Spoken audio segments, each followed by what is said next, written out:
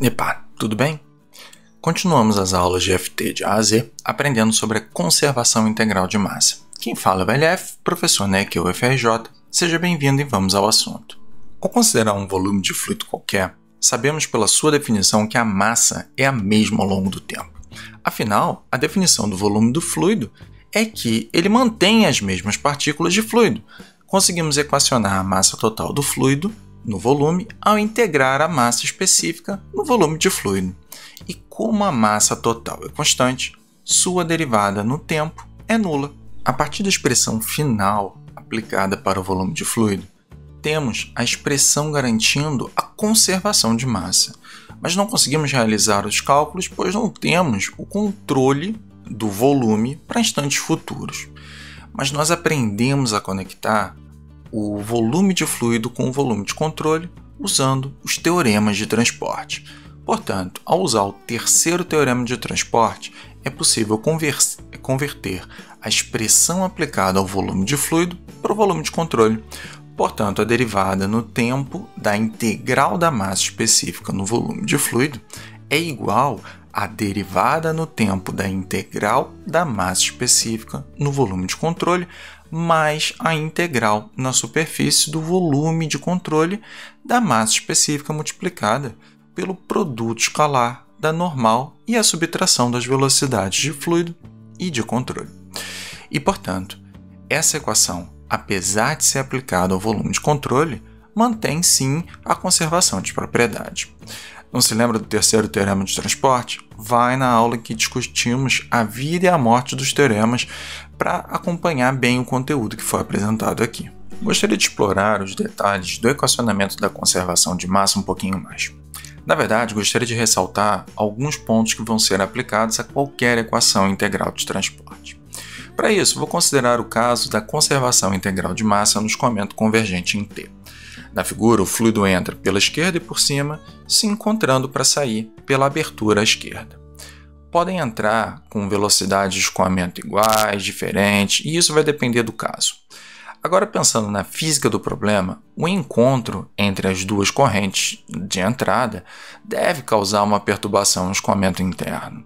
Contudo, ao usar a formulação integral, não vai ser possível avaliar isso.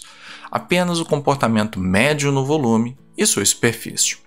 Tanto que ao olhar o equacionamento apresentado à esquerda do slide, vemos um termo referente à análise do que ocorre no volume de controle e outro que se refere ao que ocorre nas superfícies de controle.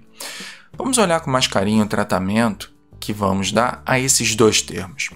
Lembra que você vai poder replicar esse carinho agora a qualquer equação de transporte que seja apresentada no futuro, beleza?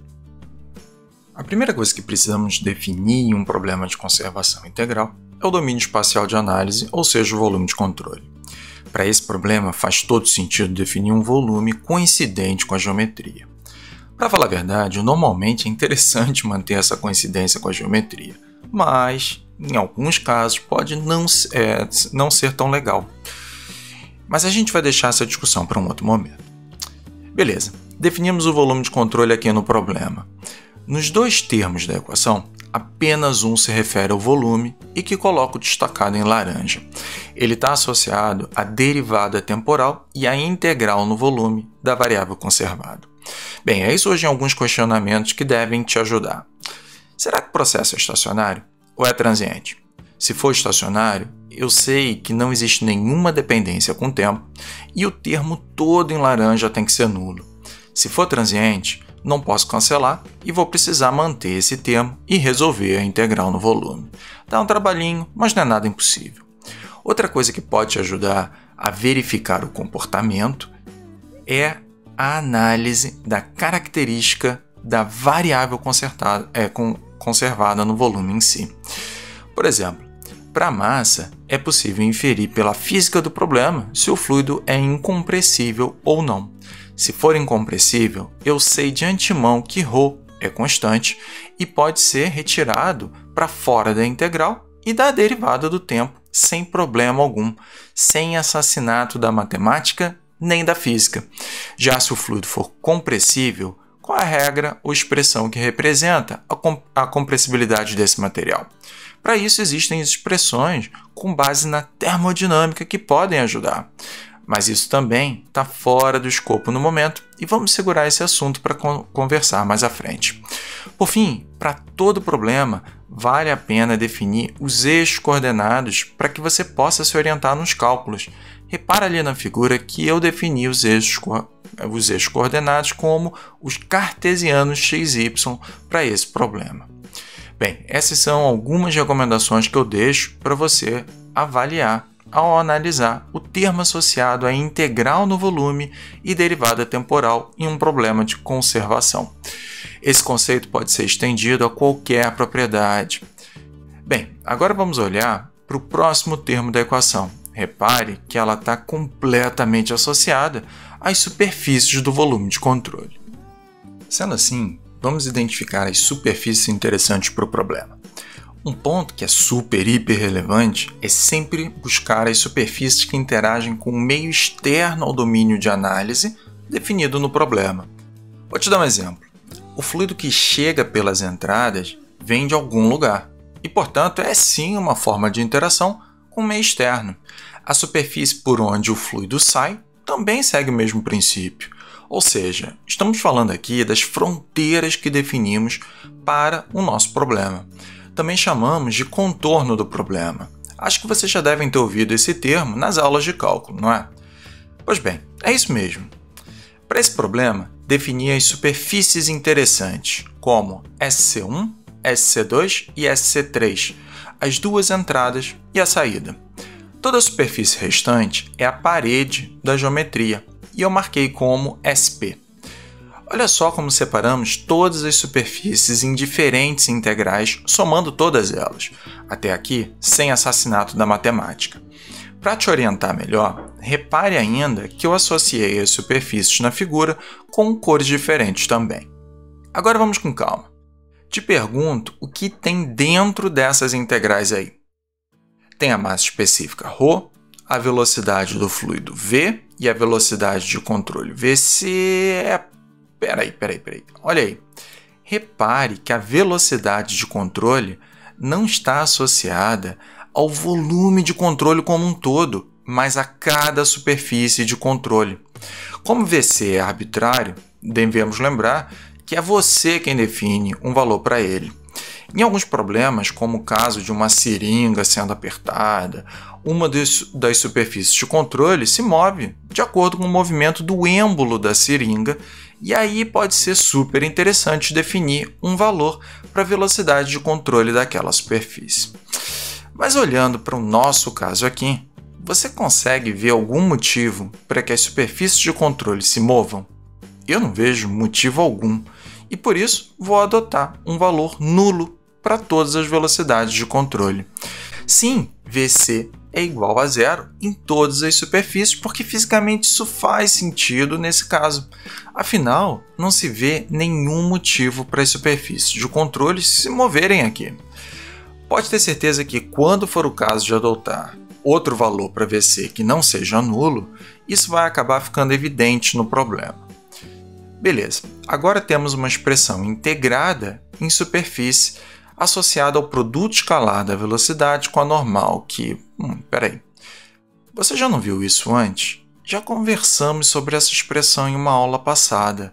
Vimos isso na aula sobre taxa e fluxo de propriedade. Vamos explorar esse conceito com mais cuidado.